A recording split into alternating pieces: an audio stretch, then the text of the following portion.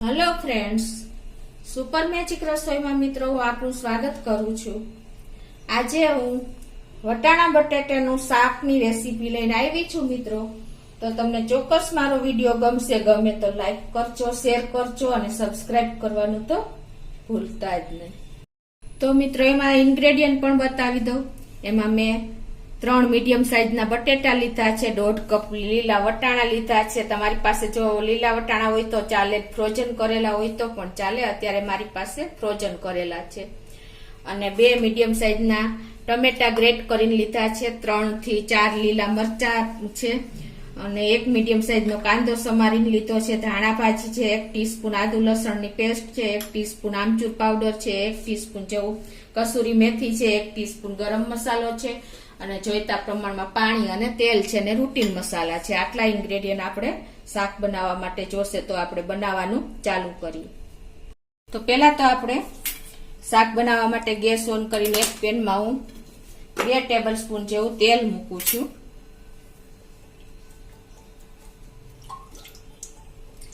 આ તેલ આપણે ગરમ થાય એટલે આગળ પ્રોસીજર કરશું. આપણું તેલ ગરમ થઈ ગયું છે. એમાં 1 ટીસ્પૂન જેવું આપણે આખું જીરું નાખશું.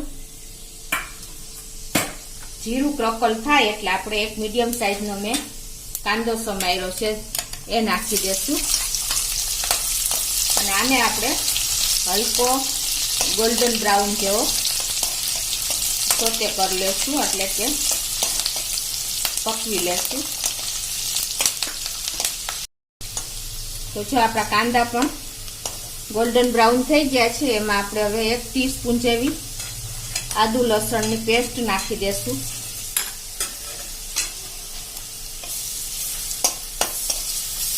અને આપણે માપ સાઈઝ બરાબર જ રાખશું, કેમ કે 1 ટીસ્પૂન જ નાખશું. ઘણી વખત ઘણા ઓવર મસાલા કરવા જાય છે, પણ મિત્રો એનો ટેસ્ટ તમે જોઈ એવો મળતો નથી. કોઈ પણ મસાલાનું બેલેન્સ હશે ને તો જ આપણે એકદમ સરસ શાક તૈયાર થશે.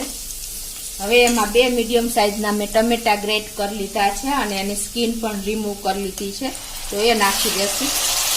ગેસની ફ્લેમ મિત્રો મીડિયમ જ રાખશું.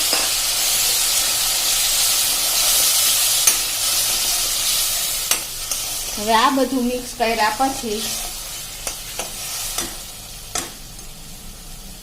આપણે એમાં 2 ટીસ્પૂન જેવું લાલ મરચું નાખી દેશું.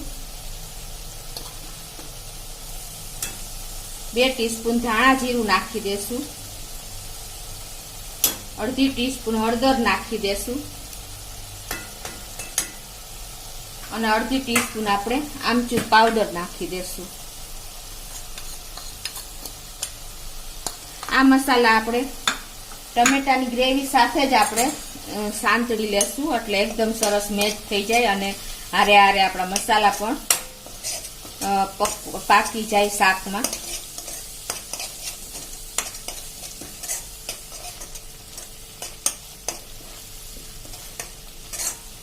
હવે એમાં આપણે આ જે મરચાના મેં પીસ કર્યા છે 4 મરચાના એ નાખી દેશું. આવી રીતે મોટા પીસ જ રાખવાના, એટલે મિત્રો કોઈને જો કાઢવું હોય તો કાઢી શકે અને ટેસ્ટ એકોર્ડિંગ લઈ પણ શકે.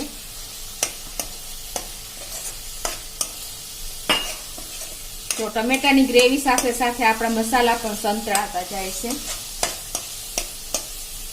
અને 1/4 ટીસ્પૂન આપણે હિંગ નાખી દેશું. આ સ્ટેજે તેલમાં હિંગ નાખશું ને તો મિત્રો એનો ટેસ્ટ જતો રહે છે, એટલે તમે આ સ્ટેજે નાખશો ને તો એનો એકદમ ટેસ્ટ મોંમાં આવશે. અને 1 ટીસ્પૂન જેવું આપણે સોલ્ટ નાખી દેશું ટેસ્ટ એકોર્ડિંગ.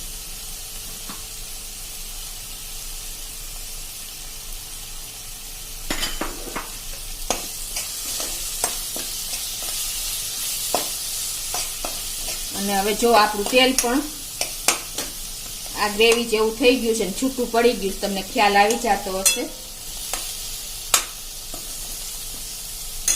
હવે આ સ્ટેજે આપણે મેં મીડિયમ સાઈઝના 3 બટેટા પીસ કરીને રાખ્યા છે એ આપણે એડ કરી દઈશું.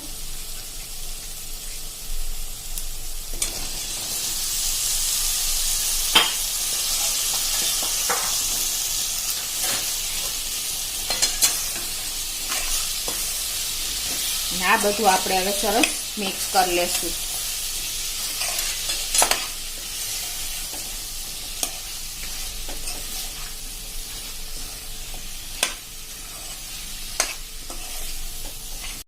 હવે આને આપણે એકાદ મિનિટ જો આ મસાલા સાથે મિક્સ કરી લેવાનું, એટલે મસાલાની ગ્રેવી અને મસાલો બધો બટેટામાં સરસ થોડોક એબ્ઝોર્બ થઈ જાય.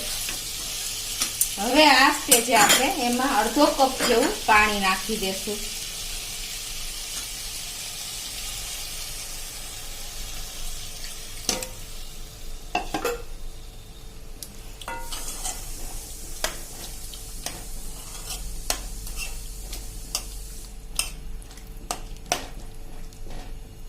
અને આને આપણે ઢાંકીને 8 થી 10 મિનિટ થાવા દેશું અને વચ્ચે વચ્ચે હલાવતા રહેશું. તો જો આપણે ઢાંકીને 10 મિનિટ થઈ ગઈ છે અને આપણા બટેટા પણ 90% જેવા ચડી ગયા છે. આપણે ચેક પણ કરી લઈએ.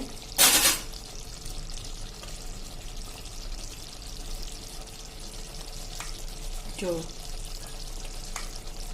મોસ્ટ ચડી ગયા છે થોડા ઘણા એવા 90% જેવા. હજી આપણે હવે આગળ પ્રોસીજર કરશું. હવે એમાં આપણે 1.5 કપ જેવા ફ્રોઝન વટાણા છે એ નાખી દેશું.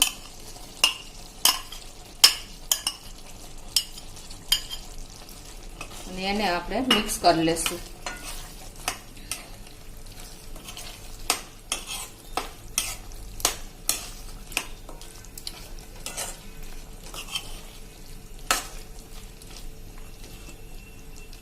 હવે આમાં આપણે થોડુંક એવું પાણી નાખીને આને 5 મિનિટ સુધી ઢાંકીને પાછું આપણે થાવા દેશું. ગેસની ફ્લેમ મિત્રો અત્યારે મીડિયમ જ રાખી છે.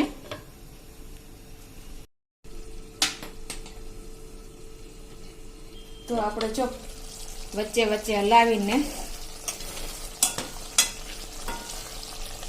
5 મિનિટ થઈ ગઈ છે અને આપણા ઓલમોસ્ટ લગભગ બટેટા અને વટાણા બધું એકદમ સરસ તૈયાર થઈ ગયું છે.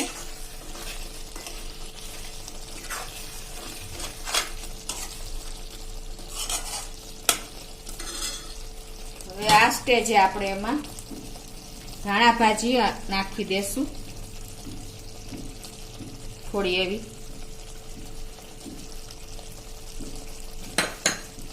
અને થોડી એવી આપણે મિક્સ કરી લઈને પછી કસૂરી મેથી નાખી દેશું.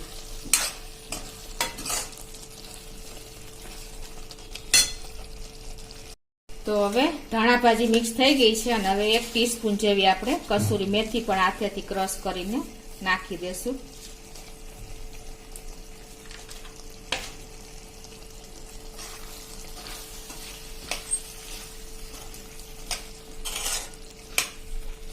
મિત્રો મસાલા મેં તમને કીધું એમ ઓવર કરશો ને કોઈ પણ એક મસાલો તો પણ આખું તમારા શાકનો કન્સેપ્ટ વિખાઈ જશે. એટલે તમે બને ત્યાં સુધી માપ સાઈઝ જ બરાબર રાખવાનું. હવે લાસ્ટમાં આપણે 1 ટીસ્પૂન જેવો ગરમ મસાલો નાખી દેશું. મિત્રો આ ગરમ મસાલો મેં મારી સુપર મેજિક રસોઈ ચેનલમાં મૂકેલો છે. તમે એક વખત ટ્રાય કરજો, પછી તમે કહેજો કે આ મસાલો કેવો ટેસ્ટમાં લાગે છે. અને આ મસાલાને પણ આપણે મિક્સ કરીને 2 મિનિટ ઢાંકીને આપણે એને થવા દેશું. તો મિત્રો જો 2 મિનિટ થઈ ગઈ અને આપણે શાક પણ ચેક કરી લઈએ. તો તમે જોઈ શકો છો મિત્રો આપણા શાકની કન્સિસ્ટન્સી એનું લુક એકદમ સરસ તૈયાર થઈ ગયું છે. આપણે જોઈએ એવું જ. તો હવે આપણે આ શાકને બાઉલમાં સર્વ કરી લઈએ. ગેસ બંધ કરી દઉં છું.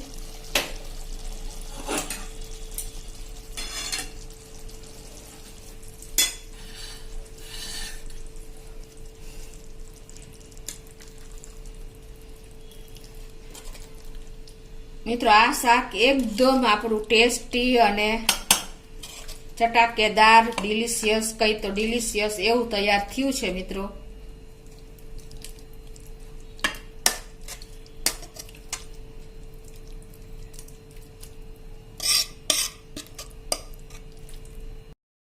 વટાણા બટેટાનું શાક તૈયાર છે મિત્રો.